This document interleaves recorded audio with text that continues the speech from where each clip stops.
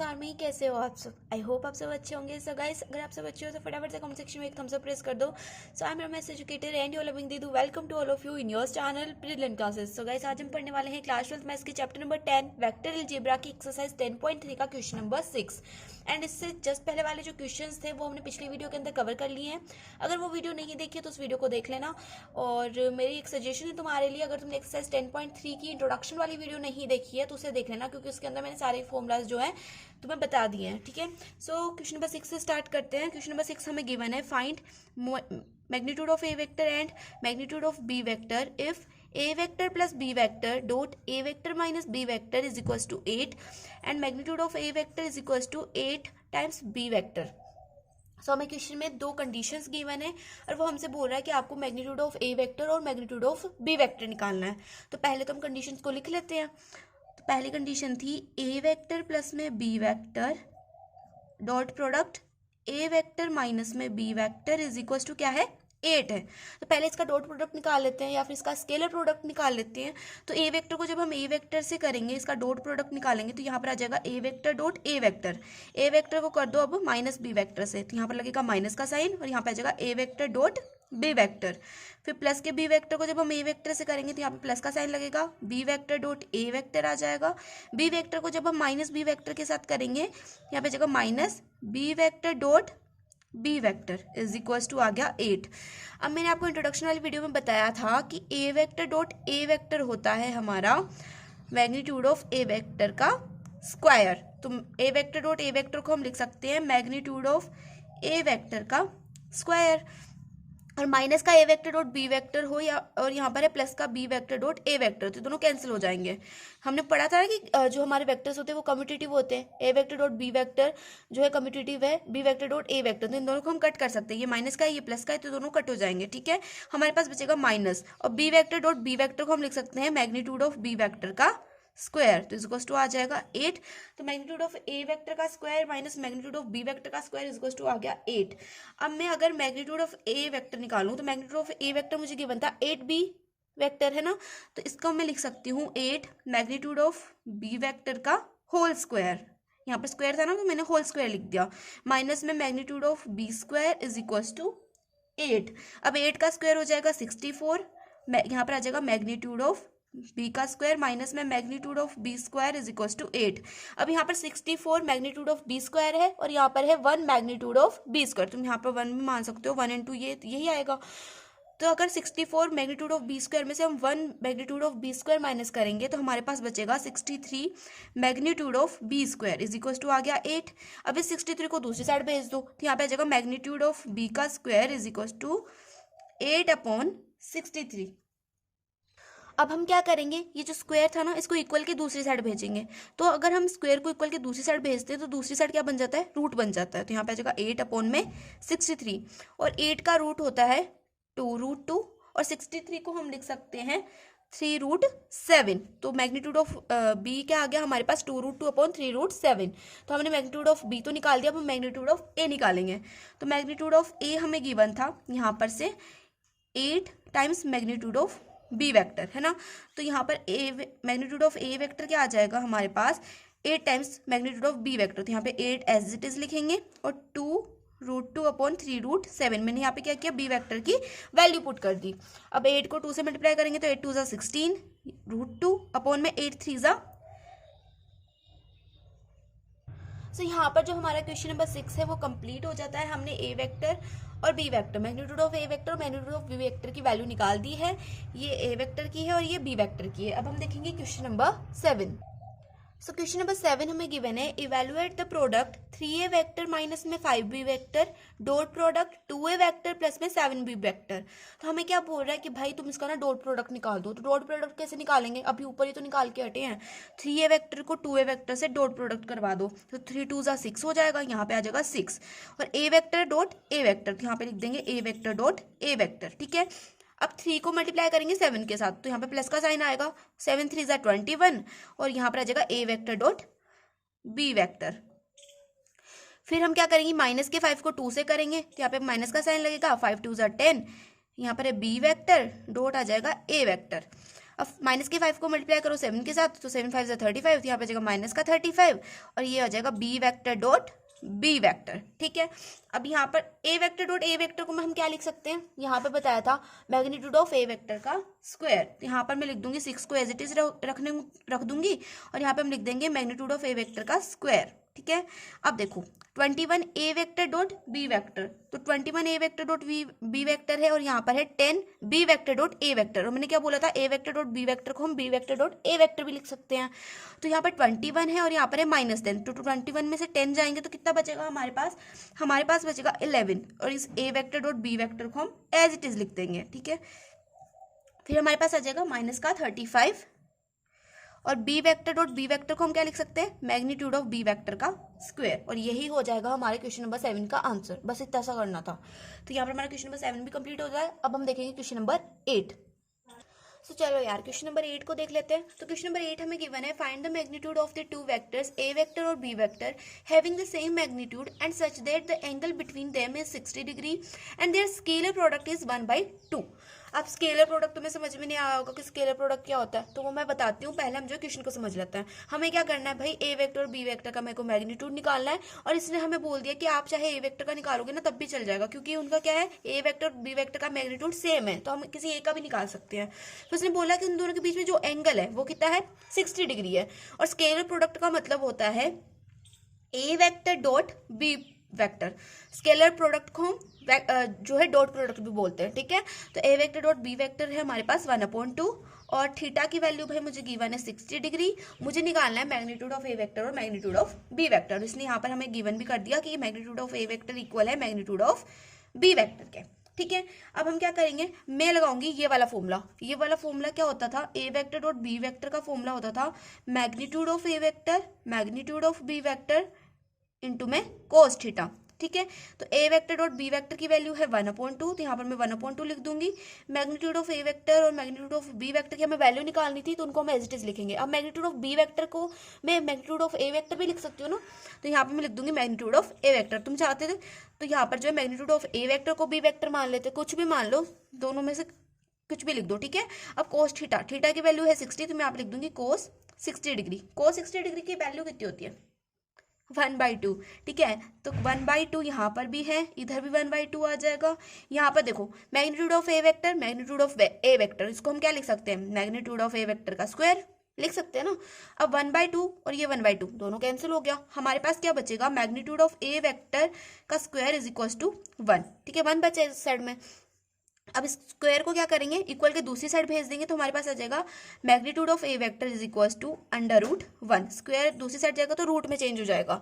अब √1 को हम 1 भी लिख सकते हैं, तो यहाँ पर जो हमारे पास मैग्नीट्यूड ऑफ ए वेक्टर आ गया वो आ गया 1 और मैग्नीट्यूड ऑफ बी वेक्टर भी क्या आ जाएगा, 1 आ जाएगा, क्योंकि ये दोनों क्या थे, इक्वल थे। तो यहाँ पर हमारा क्वेश्चन नंबर 8 भी कंप्लीट होता है। अब हम देखेंगे क्वेश्चन नंबर 9। सो देखो क्वेश्चन नंबर 9 मुझे गिवन है, find magnitude of x vector if for a unit vector a vector. ठीक है, फिर मुझे एक कंडीशन गिवन है x vector minus a vector dot x vector plus a vector. तो इसमें मुझे क्या करना है, इसमें मुझे जो है मैग्नीट्यूड ऑफ एक्स वेक्टर निकालना है। अब उसने क्या बोला है मुझे कि जो ए वेक्टर है वो क्या है, एक यूनिट वेक्टर है। तो यूनिट वेक्टर किसे बोलते हैं भाई, यूनिट वेक्टर हम उसे बोलते हैं जिसमें मैग्नीट्यूड क्या हो, 1 हो। तो मतलब ए वेक्टर, अगर ए वेक्टर क्या है हमारा जो है यूनिट वेक्टर है, तो जिसका मैग्नीट्यूड होगा वो क्या होगा, 1 के इक्वल होगा। ठीक है, अब मुझे ये जो गिवन था ना, इसका क्या कर देंगे, पहले डॉट प्रोडक्ट निकाल देंगे। तो एक्स वेक्टर को जब हम मल्टीप्लाई करेंगे, मतलब डॉट निकालेंगे एक्स वेक्टर के साथ में, तो हमारे पास यहाँ पर आ जाएगा x vector dot x vector, है ना। एक्स वेक्टर को करो ए वेक्टर के साथ, तो यहाँ पर आ जाएगा प्लस में एक्स वेक्टर डॉट ए वेक्टर।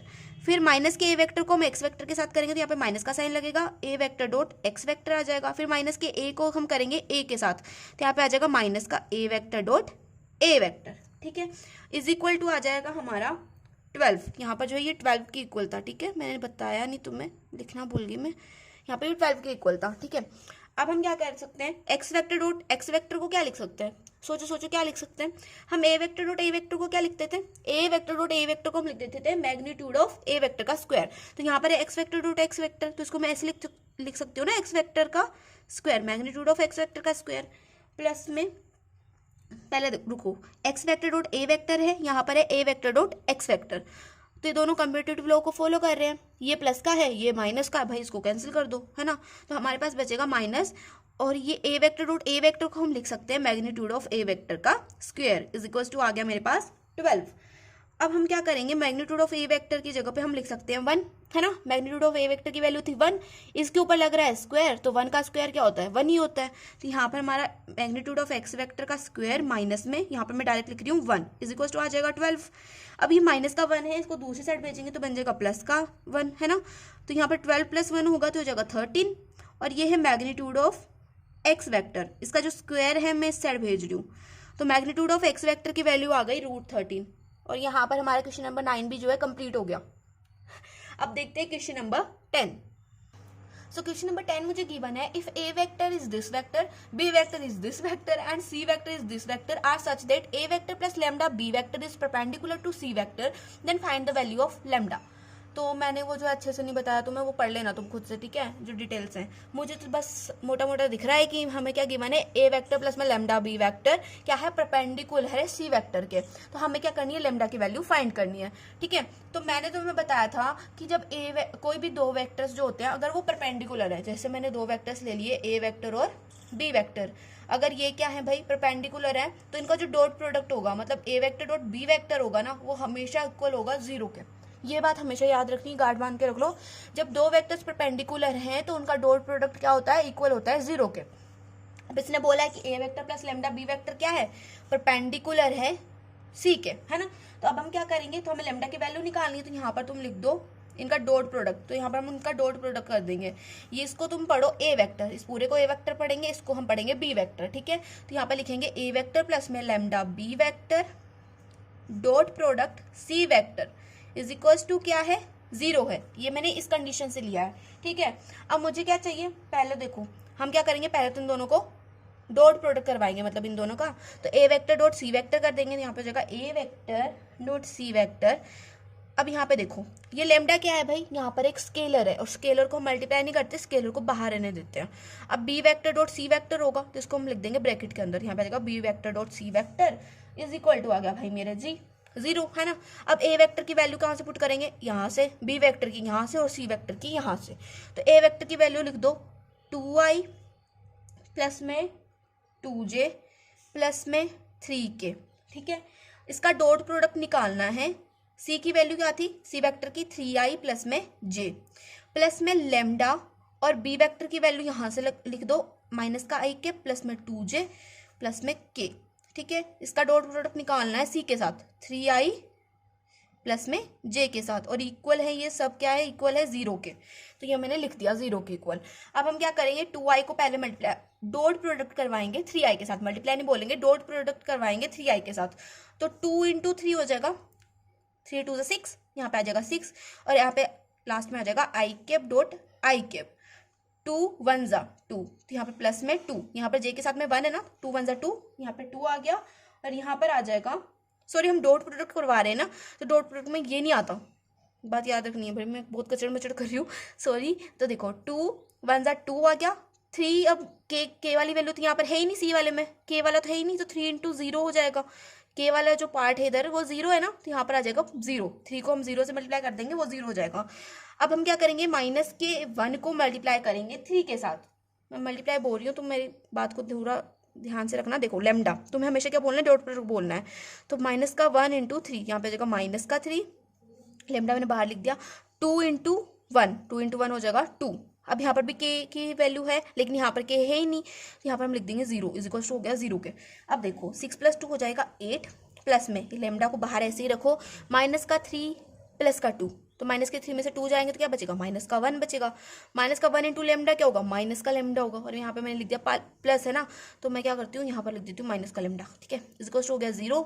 यहाँ पर आ जाएगा हमारे पास जो लेमडा की वैल्यू अगर हम निकालेंगे, तो देखो ये माइनस का लेमडा है ना, तो 8 इधर प्लस का है, उस साइड जाते माइनस का 8 हो जाएगा, तो माइनस से वो माइनस का लेमडा का जो माइनस था वो कट जाएगा, और यहाँ पर आ जाएगा हमारे पास लेमडा इज इक्वल टू 8। तो यहाँ पर हमारा क्वेश्चन नंबर 10 भी कंप्लीट होता है। अब हम देखेंगे क्वेश्चन नंबर 11। अब जो क्वेश्चन नंबर 11 मुझे गिवन है, उसमें मुझे गिवन है show that magnitude of A vector B vector plus में magnitude of B vector a vector is perpendicular to magnitude of A vector B vector minus में magnitude of B vector a vector for any 2 non zero vectors a and B.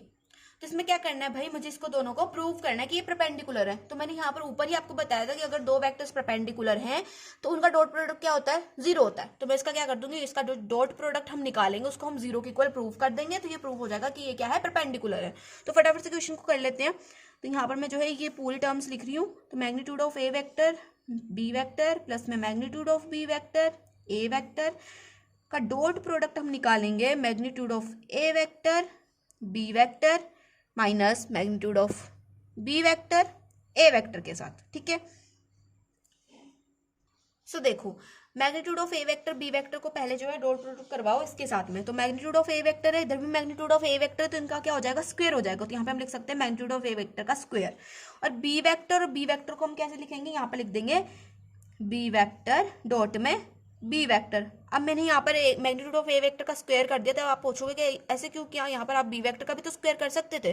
वो हमने इसलिए नहीं किया क्योंकि magnitude क्या होता है, एक स्केलर नंबर होता है। और मैंने आपको बोला था कि कोई भी जो डिजिट वाला नंबर होता है या कोई स्केलर जो चीज़ होती है ना, उसको हम बाहर लिखते हैं, है ना। तो इसलिए मैंने इसको बाहर लिख दिया। अब देखो मैग्नीट्यूड ऑफ ए वेक्टर और बी है यहाँ पर, और इसको हम मल्टीप्लाई करेंगे इसके साथ में। तो यहाँ पर क्या होगा, मैग्नीट्यूड ऑफ, पहले तो यहाँ पे माइनस का साइन लगा देंगे क्योंकि माइनस का साइन है ना। तो यहाँ पे लिखेंगे magnitude of A vector magnitude of B vector, ये दोनों बाहर आ जाएंगे और यहाँ पे आ जाएगा बी वेक्टर डॉट ए वेक्टर। ठीक है, अब बी वेक्टर इस वाले टर्म को इसके साथ मल्टीप्लाई करा दो, तो यहाँ पर प्लस का साइन आएगा, बी वेक्टर और ये मैग्नीट्यूड ऑफ ए वेक्टर बाहर आ जाएगा, a vector dot B vector का हो जाएगा dot product.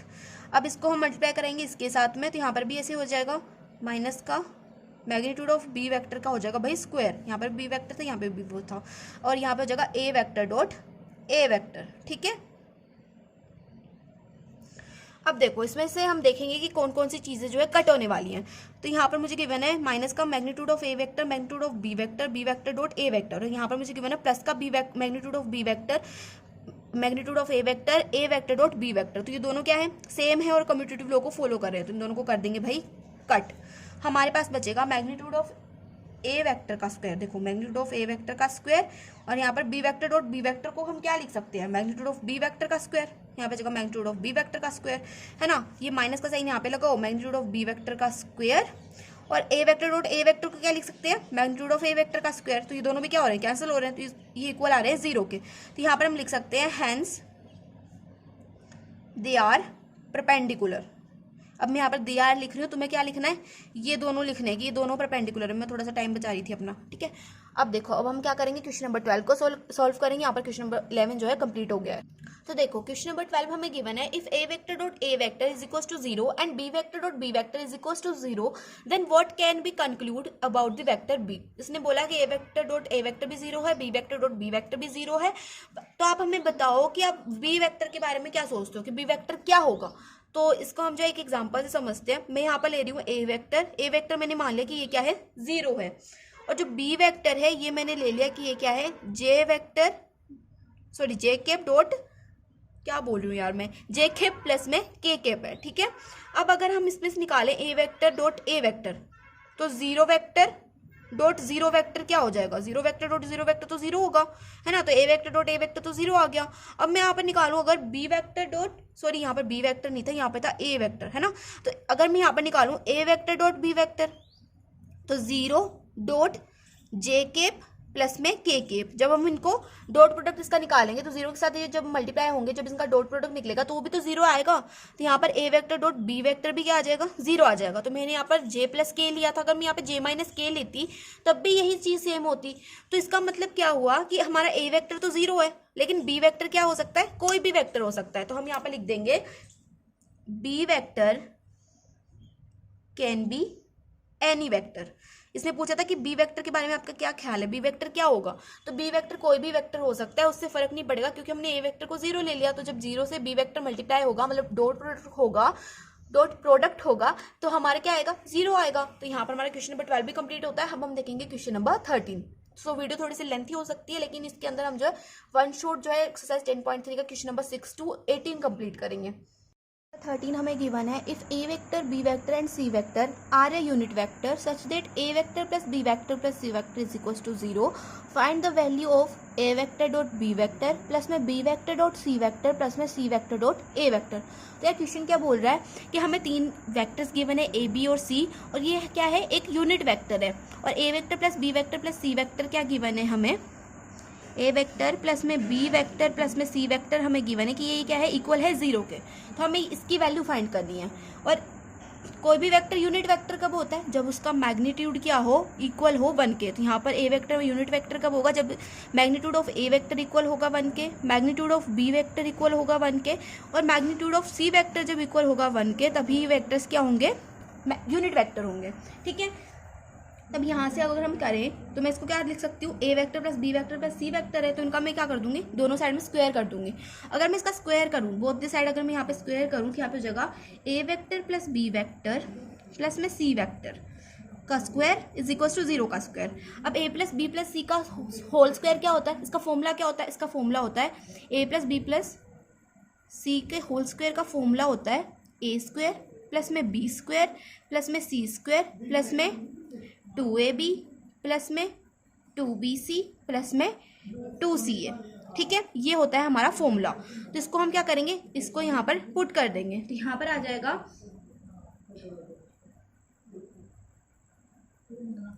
Magnitude of A vector का स्क्वायर प्लस में मैग्नीट्यूड ऑफ बी वेक्टर का स्क्वायर प्लस में मैग्नीट्यूड ऑफ सी वेक्टर का स्क्वायर प्लस में 2a डॉट बी।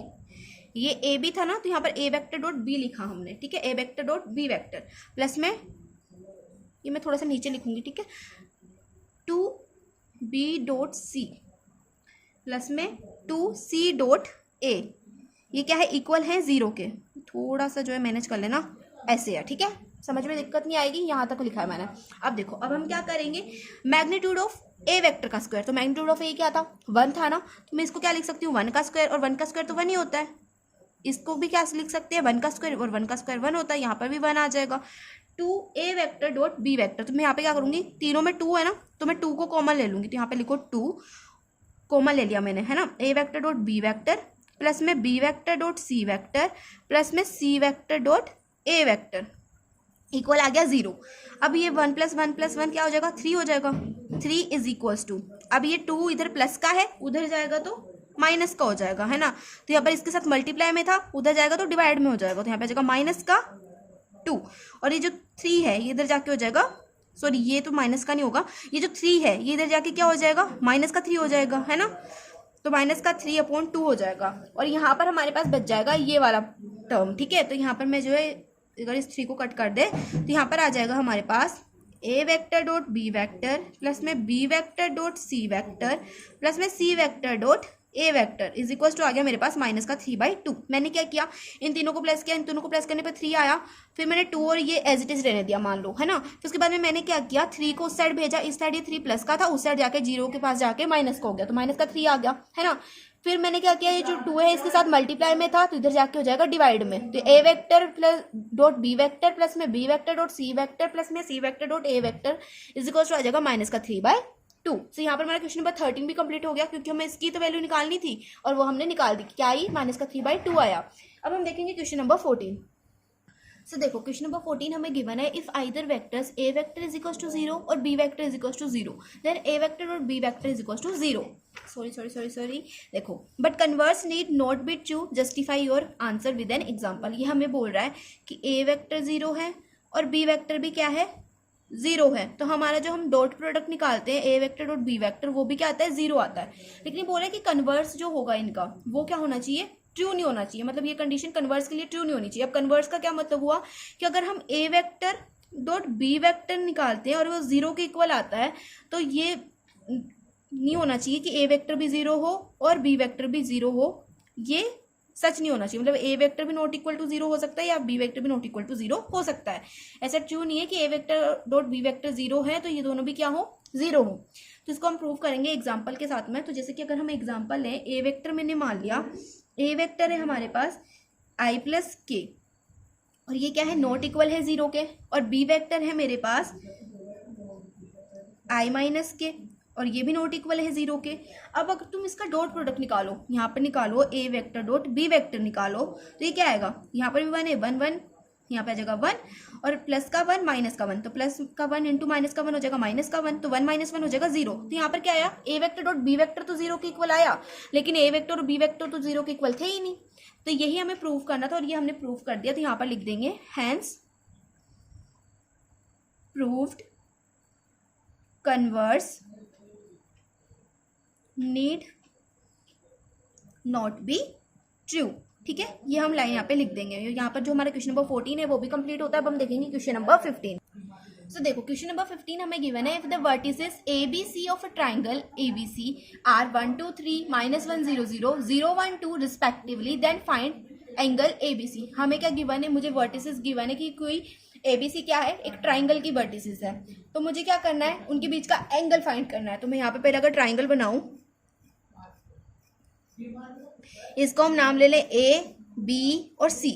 तो ए को हम लिख सकते हैं 1 2 3, बी को हम लिख सकते हैं -1 0 0 और सी हमने मान लिया कि क्या है 0 1 2 है। ठीक है, मुझे क्या निकालना है, मुझे निकालना है एंगल ए बी सी। अब देखो, अब मैं ये वाला एंगल हूँ, ये वाला एंगल हूँ या ए वाला एंगल हूँ, अब ये किस पे डिपेंड करता है, ये डिपेंड करता है इस पे ए बी सी, बीच में कौन सा एंगल है, बीच में बी है ना, इसका मतलब क्या है, ये वाला एंगल है, ये वाला एंगल हमें निकालना है। मतलब अब जैसे कि हमने पहले पढ़ा था ना वेक्टर में, कोस थीटा पढ़ा था। कोस थीटा क्या होता था, कोस थीटा का फॉर्मूला अगर तुम लिखो, कोस थीटा को फाइंड करने का फॉर्मूला क्या होता था, ए vector dot B vector upon में magnitude of A vector magnitude of B vector, ये फॉर्मूला होता था कोस थीटा का। मुझे निकालना है यहाँ पर ट्राइंगल ए बी सी, तो इसका फॉर्मूला क्या हो जाएगा, मैं थीटा की जगह पे लिख दूंगी एंगल ए बी सी। तो यहाँ पे फॉर्मूला बन जाएगा cos a B c is equals to a vector. A vector क्या है, यहाँ पर ए वेक्टर है बी ए। अब मैंने बी ए क्यों लिया मैं बताती हूँ, एक मिनट पहले हम लिख लेते हैं। ए वेक्टर हम मान लेंगे कि ये क्या है, बी ए वेक्टर है dot b c vector upon में magnitude of b A vector magnitude of b c vector. अब मैंने जो है बी ए क्यों लिया, मेरे को क्या निकालना है, एंगल निकालना था ना ए बी सी, और इसको हम क्या कर देंगे, इसको हम जो है, तो यहाँ पर हम क्या करेंगे, इस बी को जो है सेट कर दो, है ना, कि इस जगह पे इस बी को सेट कर देंगे। इसको मैं मान लूंगी ये एंगल हो गया बी ए, इसको मैंने मान लिया ए वेक्टर, है ना। फिर हम एक एंगल लेंगे बी सी, ये वाली लाइन लेंगे बी सी, है ना, ये दोनों वेक्टर्स हम ले लेंगे, एक बी ए वेक्टर ले लेंगे, एक बी सी वेक्टर ले लेंगे, और फिर उनका क्या कर देंगे, हम फॉर्मूले के अंदर पुट कर देंगे। ठीक है, अब जो ये चीज़ हमने यहाँ पर की, इसको यहाँ पर सॉल्व करके देखते हैं। तो पहले मैं निकालूंगी बी ए वेक्टर। तो बी ए वेक्टर निकालने के लिए हम क्या करते हैं, बी ए वेक्टर निकालने के लिए हम करते हैं फाइनल मतलब टर्मिनल माइनस इनिशियल। टर्मिनल क्या है, यहाँ पर लास्ट में ए आ रहा है, इसका मतलब टर्मिनल क्या है, ए है, तो ए माइनस बी करना है। तो 1 माइनस माइनस का 1, 1 माइनस माइनस का 1 हो जाएगा 2, है ना, 1 माइनस माइनस का 1 2 हो जाएगा, यहाँ पर आ जाएगा आई केप। ठीक है, 2 माइनस 0, 2 माइनस 0 हो जाएगा 2, ये हो जाएगा 2 जे केप, प्लस में 3 माइनस 0 हो जाएगा 3 के केप। बी ए वेक्टर निकाल दिया, अब निकालेंगे बी सी वेक्टर। तो बी सी वेक्टर निकालने के लिए अभी हम क्या करेंगे, टर्मिनल माइनस इनिशियल करेंगे। तो 0 माइनस माइनस का 1, तो 0 माइनस माइनस का 1 करेंगे तो माइनस माइनस प्लस हो जाएगा, तो यहाँ पे आ जाएगा आई केप। अब 1 माइनस 0 हो जाएगा जे केप, और 2 माइनस 0 हो जाएगा प्लस में 2 के केप। तो मैंने बी ए वेक्टर भी निकाल दिया, बी सी वेक्टर भी निकाल दिया। अब हम क्या करेंगे, बी ए vector dot b c vector करेंगे, है ना, डॉट प्रोडक्ट निकालेंगे। अब इनका b a dot b c निकालेंगे। 2 इंटू 1 2 हो जाएगा, 2 इंटू 1 2, 3 2 ज़ा 6, तो 2 प्लस 2 4, 3 2 ज़ा 6, 6 प्लस 4 हो जाएगा 10। ठीक है, तो यहाँ पे आ जाएगा हमारे पास बी ए vector dot b c vector आ गया मेरे पास 10। अब देखो मैंने बी ए vector dot b c vector भी निकाल दिया। अब मैं निकालूंगी magnitude of b A vector. तो मैग्नीट्यूड निकालने के लिए हम क्या करते हैं, रूट का साइन लगाते हैं, फिर ये जो एलिमेंट्स होते हैं इनका स्क्वायर कर देते थे, जैसे 2 का स्क्वायर, यहाँ पे 3 का स्क्वायर, तो 2 का स्क्वायर 4 होता है, इस 2 का स्क्वायर भी 4 होगा, इस 3 का स्क्वायर होगा 9, तो 4 and 4 8 हो जाएगा, और 8 प्लस 9 हो जाएगा हमारे पास 17, और जो रूट का साइन होगा वो एज इट इज आ जाएगा। अब अगर हम BC का मैग्नीट्यूड निकालें तो BC का मैग्नीट्यूड क्या होगा, 1 का स्क्वायर और 2 का स्क्वायर, तो 1 का स्क्वायर हो जाएगा 1, इस 1 का स्क्वायर भी 1 हो जाएगा, और 2 का स्क्वायर हो जाएगा 4, तो 4 प्लस 2 हो जाएगा 6। तो यहाँ पर हमारे पास BC का वेक्टर जो आएगा वो आएगा √6। ठीक है, तो हमने मैग्नीट्यूड निकाल दिया। अब हम क्या करेंगे, इनको हम फॉर्मूला के अंदर पुट करेंगे। तो cos ABC is equal to B A vector क्या है हमारे पास, बी ए वेक्टर आया था हमारे पास, कहाँ पर गया, बी ए vector dot b c vector आया हमारे पास 10। ठीक है, magnitude of b A vector आया मेरे पास √17, और magnitude of b c vector आया मेरे पास √6, तो इन दोनों को मल्टीप्लाई करेंगे, यहाँ पर आ जाएगा 10 और रूट 17 इंटू रूट 6 कितना होगा, 76 जा 102 और रूट का साइन आ जाएगा एज इट इज। अब हम क्या कर सकते हैं आगे, ये एंगल ए बी सी था, है ना, ए बी सी यहाँ पर रहने देंगे, एंगल ए बी सी मैंने यहाँ पर रहने दिया। इस कोस को ले जाओ इस साइड, तो कोस को दूसरी साइड ले जाएंगे इक्वल के पास में, इक्वल से दूसरी साइड लेके जाते हैं तो बन जाता है cos inverse. Cos inverse upon हो जाएगा इंटू में 10 रूट 102। तो ये हमने एंगल निकाला था और एंगल हमने यहाँ पे निकाल दिया। तो यहाँ पर हमारा क्वेश्चन नंबर 15 भी कंप्लीट होता है। अब हम देखेंगे क्वेश्चन नंबर 16। क्वेश्चन नंबर 16 हमें गिवन है, show that the points A B and C are collinear. हमें क्या बताना है कि तीनों पॉइंट्स क्या है, कोलिनियर है। और कोलिनियर का मतलब होता है कि ये तीनों क्या है, एक ही लाइन पे बने हुए हैं। मतलब यहाँ पर कोई ए पॉइंट है, यहाँ पर तुम्हारा हो गया बी पॉइंट और यहाँ पर हो गया तुम्हारा सी पॉइंट। तो तीनों क्या है, कोलिनियर है, ये हमें प्रूफ करना है। तो ए है हमारा 127, बी है हमारा 263 और सी है हमारा 310 -1। ठीक है, तो कोलिनियर प्रूफ करने के लिए पहले हम क्या करेंगे, पहले हम निकालेंगे ए बी वैक्टर, फिर बी सी वैक्टर, फिर ए सी वैक्टर। क्योंकि जो है कोलिनियर की जो कंडीशन होती है वो ये होती है, magnitude of a c vector is equals to magnitude of A B vector plus में magnitude of b C vector. ठीक है, तो पहले हम क्या करेंगे, ए बी वैक्टर निकालेंगे, फिर बी सी निकालेंगे, फिर ए सी निकालेंगे। ठीक है, तो ए बी वैक्टर अगर हम निकालें, A B vector is equals to B, तो टर्मिनल माइनस इनिशियल करेंगे, 2 - 1 हो जाएगा 1 और 1 इंटू आई हो जाएगा आई। 6 में से 2 जाएंगे तो 4 आएगा, तो यहाँ पे बचेगा 4 और साथ में लिख देंगे जे केप। 3 - 7, 3 - 7 हो जाएगा -4, यहाँ पर आ जाएगा के केप। अब निकालो बी सी वैक्टर, तो B C vector is equal to हो जाएगा टर्मिनल माइनस इनिशियल। 3 में से 2 जाएंगे तो 1 बचेगा, तो 1 इंटू आई हो जाएगा। 10 में से 6 जाएंगे 4 बचेगा, यहाँ पे बन जाएगा 4 जे केप। और -1 -3, तो -1 -3 हो जाएगा माइनस का 4 के केप। ठीक है, तो बी सी भी आ गया। अब निकालो ए सी, तो ए सी वैक्टर निकालते हैं। ए सी वैक्टर आ जाएगा हमारा, ये टर्मिनल है, ये इनिशियल है। 3 - 1 हो जाएगा 2, यहाँ पे आ जाएगा 2i। 10 - 2 हो जाएगा 8, तो यहाँ पे आ जाएगा 8j। और -1 - 7, तो -1 - 7 हो जाएगा प्लस हो जाएगा, और यहाँ पे आ जाएगा -8k। ठीक है, अब इनके मैग्नीट्यूड निकाल दो, तो magnitude of A B vector क्या आ जाएगा, magnitude of A B vector यहाँ पर 1 है मल्टीपल में, यहाँ पे 4 है और यहाँ पे -4 है। तो 1 का स्क्वायर 1 होता है, 4 का स्क्वायर 16 और -4 का स्क्वायर भी क्या होगा, प्लस का 16। तो 16 + 16 32, 32 + 1, 32 + 1 हो जाएगा 33। तो √33 आ जाएगा हमारे पास मैग्नीट्यूड ऑफ ए बी। अब निकालें मैग्नीट्यूड ऑफ बी सी, तो मैग्नीट्यूड ऑफ बी सी निकाल लेते हैं। यहाँ पर 1 का स्क्वायर, यहाँ पे 4 का स्क्वायर और यहाँ पे -4 का स्क्वायर। तो ये एज इट इज इसकी तरह है, तो ये भी क्या हो जाएगा, √33 हो जाएगा। अब अगर हम ए सी का स्क्वायर निकालें, तो ए सी का स्क्वायर क्या हो जाएगा, मैग्नीट्यूड ऑफ ए सी निकालें, तो मैग्नीट्यूड ऑफ ए सी क्या हो जाएगा, 2 का स्क्वायर 4 हो जाएगा, 8 का स्क्वायर होता है 64, -8 का स्क्वायर भी होगा 64।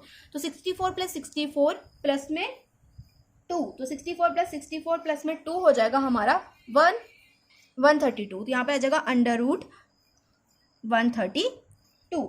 अब हम 132 को कैसे लिख सकते हैं, 132 को हम ऐसे लिख सकते हैं ना, रूट के अंदर 4 × 33 है ना, और 4 को अगर हम रूट से बाहर निकालेंगे तो यहाँ पे आ जाएगा 2 और यहाँ पे आ जाएगा √33। ठीक है, अब हम क्या करेंगे, इस इक्वेशन के अंदर इन सबकी वैल्यूज को पुट करेंगे। तो मैग्नीट्यूड ऑफ ए सी क्या आ जाएगा हमारे पास, 2√33 is equals to a B vector क्या है हमारे पास, magnitude of A B vector है 33, √33 मतलब, और प्लस में लगाएंगे magnitude of b c, magnitude of b c है √33।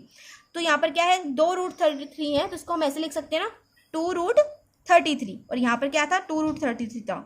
तो ये क्या हो गया, एक दोनों के इक्वल प्रूव हो गया, LHS is equal to RHS आ गया। हम लिख देंगे हैंस प्रूव्ड, और यहाँ पे लिख देना दे आर कोलिनियर। ठीक है, ये लाइन यहाँ पे लिख देना दे आर कोलिनियर। सो अब देखते हैं क्वेश्चन नंबर 17। क्वेश्चन नंबर 17 हमें गिवन है, show that the vectors this and this form the vertices of right angle triangle. हमें बोल रहा है कि हमें शो करके बताओ कि जो तीनों वेक्टर्स है ये क्या कर रहे हैं, एक राइट एंगल ट्राइंगल की वर्टिसेस है। ठीक है, और ये राइट एंगल ट्राइंगल बना रहे हैं। तो हम यहाँ पर एक राइट एंगल ट्राइंगल ड्रॉ कर लेते हैं। इसको मैं मान लूँगी ए, ये पॉइंट हमने मान लिया बी है और ये पॉइंट है सी। तो ए पॉइंट हम ले लेंगे 2 - 1 and 1, बी पॉइंट हम ले लेंगे 1 - 3 - 5, सी पॉइंट हम ले लेंगे 3 - 4 -4। ठीक है, अब हमें क्या करना है, देखो इसमें हम लगाएंगे पाइथागोरस थ्योरम। पाइथागोरस थ्योरम क्या बोलती है, पाइथागोरस थ्योरम बोलती है h² = p² प्लस में b²। तो हाइपोटेनिस क्या है, AC है ना, तो AC का स्क्वायर मतलब मैग्नीट्यूड ऑफ AC का स्क्वायर इज इक्वल टू हो जाएगा, परपेंडिकुलर है हमारा AB, तो मैग्नीट्यूड ऑफ AB का स्क्वायर प्लस में मैग्नीट्यूड ऑफ बी सी का स्क्वायर, ठीक है। तो इसको जो है हम प्रूव करेंगे। तो पहले मैं निकाल रही हूँ ए बी वैक्टर। तो ए बी वैक्टर निकालने के लिए हम क्या करेंगे, टर्मिनल माइनस इनिशियल। तो टर्मिनल क्या है, 1 है, 1 माइनस 2 हो जाएगा माइनस का 1, और माइनस के 1 को जब हम आई से मल्टीप्लाई करेंगे तो बन जाएगा माइनस का आई। माइनस का 3 जब माइनस होगा माइनस के 1 के साथ, माइनस 3 माइनस होगा माइनस के 1 के साथ, तो ये माइनस माइनस प्लस हो जाएगा। माइनस के 3 में से 1 जाएगा तो हमारे पास बचेगा 2, और वो किसका बचेगा, वो बचेगा माइनस का। तो यहाँ पे आ जाएगा 2j। माइनस के 5 में से जब हम माइनस करेंगे 1 को तो हमारे पास आ जाएगा माइनस का 6k, ठीक है। अब निकाले magnitude of A B vector. Magnitude of A B vector हो जाएगा -1 का स्क्वायर, -2 का स्क्वायर और -6 का स्क्वायर। तो -1 का स्क्वायर हो जाएगा +1, -2 का स्क्वायर हो जाएगा +4 और -6 का स्क्वायर हो जाएगा 36। तो 36 + 4 हो जाएगा 40, 40 + 1 हो जाएगा 41। तो ये आ जाएगा हमारे पास 41। अब निकालते हैं हम BC।